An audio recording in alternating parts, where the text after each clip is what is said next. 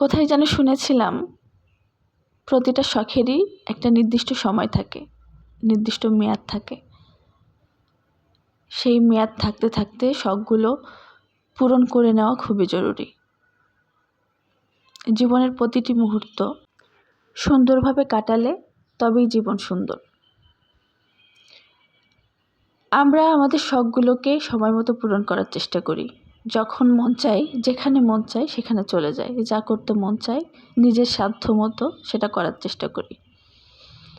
আজকে চলে গিয়েছিলাম ঠিক এমনই একটা শখ পূরণ করতে।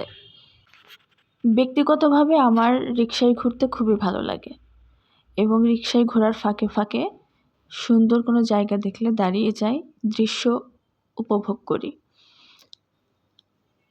আমাদের দেশটা আসলে খুব সুন্দর, আমাদের পৃথিবীটা খুব সুন্দর। মানুষ কেন পৃথিবী থেকে হতাশ হয়ে যায় আমি ঠিক বুঝতে পারি না।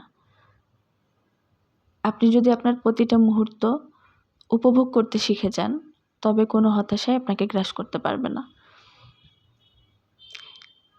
আজকের ওয়েদারটা এত সুন্দর, এত মেঘলা ওয়েদারে এইভাবে রিকশায় ঘুরতে কার না ভালো লাগে। আজকে চলে গিয়েছিলাম ঠিক তেমনই একটা রিকশা ভ্রমণে। আসলে সময় পেলেই আমরা রিকশা ভ্রমণ করি। তার সাথে আজকের ওয়েদারটা এত সুন্দর, এই ওয়েদারটা আমাদের আনন্দে একটা নতুন মাত্রা যোগ করেছে। ফরিদপুর এমন একটা শহর, যে শহরের একটু বাইরে বের হলেই দেখা যায় প্রকৃতির অপরূপ দৃশ্য। পদ্মা নদী দিয়ে ঘেরা এই শহরটা আসলেই অদ্ভুত সুন্দর, অদ্ভুত মায়ার। বেশিরভাগ মানুষই বলে ফরিদপুর শহরের মায়ায় যে একবার পড়েছে সে আর সহজেই মায়া কাটাতে পারে না, ফরিদপুর ছেড়ে আর যেতে চায় না। আসলেই সুন্দর। যে রাস্তা দিয়ে আজকে আমরা রিকশা ভ্রমণ করছি, আমাদের ভ্রমণটা শুরু হয়েছিল ফরিদপুর রেল স্টেশন রোড থেকে। ফরিদপুর রেল স্টেশন রোড দিয়ে আমরা চুনাকাটা বেড়িবাঁধ হয়ে সুইচ গেট হয়ে সিএমবি ঘাট পর্যন্ত গিয়েছিলাম। সিএমবি ঘাট থেকে আবার ব্যাক করে আমরা শহর দিয়ে বাসায় পৌঁছেছি। এই রাস্তাটুকু আসলেই অসাধারণ।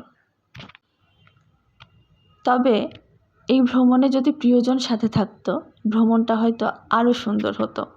প্রিয়জন সাথে নেই তাই কি হয়েছে, নিজেকে নিজেই আনন্দ দেওয়া জরুরি। যান্ত্রিক এই জীবন থেকে কিছুটা সময় বের করে সকলেরই উচিত নিজেদেরকে এরকম একটু সময় উপহার দেওয়া। শুভকামনা সবার জন্য।